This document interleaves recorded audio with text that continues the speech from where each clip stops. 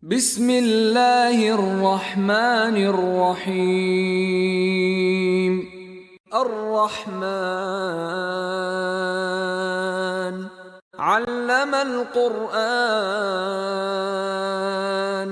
خلق الإنسان،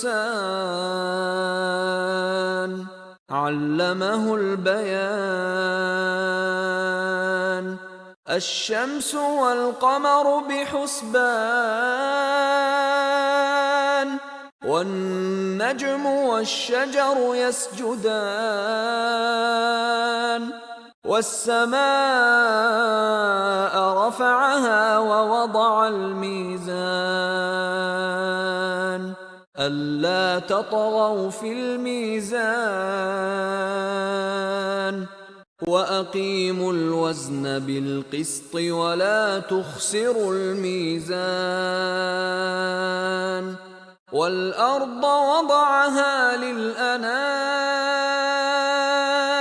فيها فاكهة والنخل ذات الأكمام، والحب ذو العصف والريحان. فبأي آلاء ربكما تكذبان؟ خلق الإنسان من صلصال كالفخار، وخلق الجان من مارج من نار. فبأي آلاء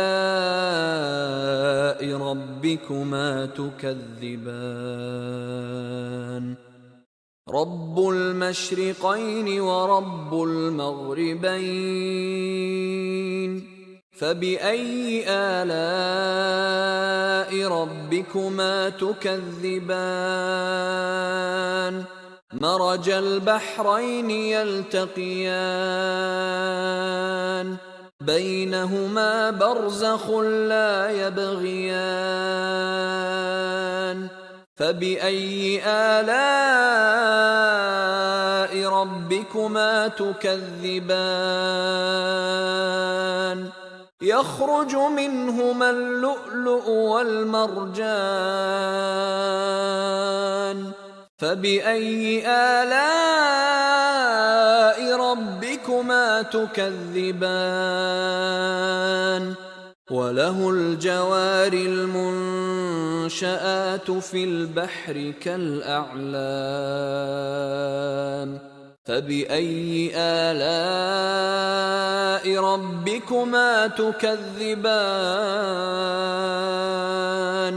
كل من عليها فان، ويبقى وجه ربك ذو الجلال والإكرام. فبأي آلاء ربكما تكذبان؟ يسأله من في السماوات والأرض، كل يوم هو في شأن. فبأي آلاء ربكما تكذبان؟ سنفرغ لكم أيها الثقلان. فبأي آلاء ربكما تكذبان؟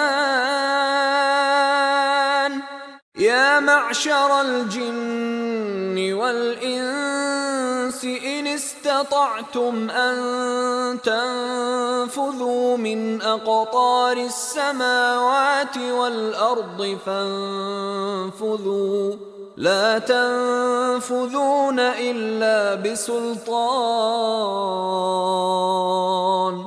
فبأي آلاء ربكما تكذبان؟ يرسل عليكما شواظ من نار ونحاس فلا تنتصران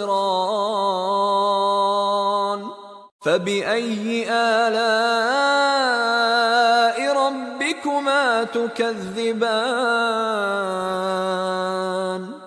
فإذا انشقت السماء فكانت وردة كالدهان فبأي آلاء ربكما تكذبان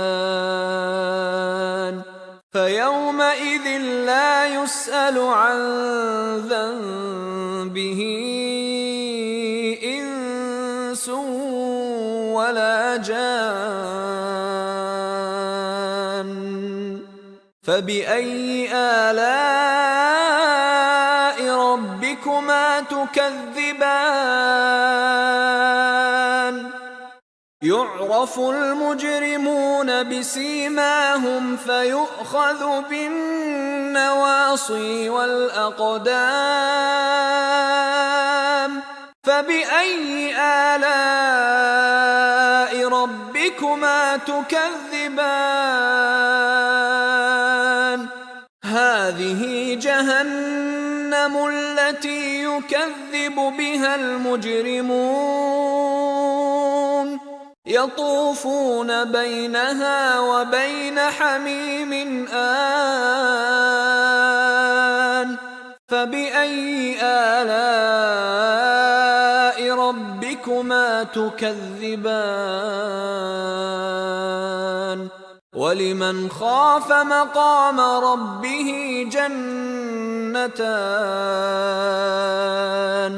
فبأي آلاء ربكما تكذبان ذواتا أفنان فبأي آلاء ربكما تكذبان فيهما عينان تجريان فبأي آلاء ربكما تكذبان فيهما من كل فاكهة زوجان فبأي آلاء ربكما تكذبان متكئين على فرش بطائنها من استبرق وجنى الجنتين دان فبأي آلاء ربكما تكذبان فيهن قاصرات الطرف لم يطمثهن إنس قبلهم ولا جان فبأي آلاء ربكما تكذبان كأنهن الياقوت والمرجان فبأي آلاء ربكما تكذبان هل جزاء الإحسان إلا الإحسان فبأي آلاء ربكما تكذبان ومن دونهما جنتان فبأي آلاء ربكما تكذبان مدهامتان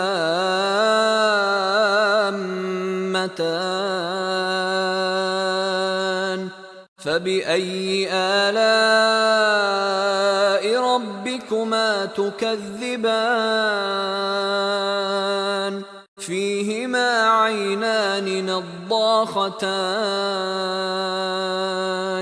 فبأي آلاء ربكما تكذبان فيهما فاكهة ونخل ورمان فبأي آلاء ربكما تكذبان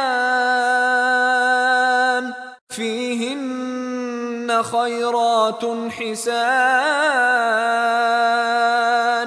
فبأي آلاء ربكما تكذبان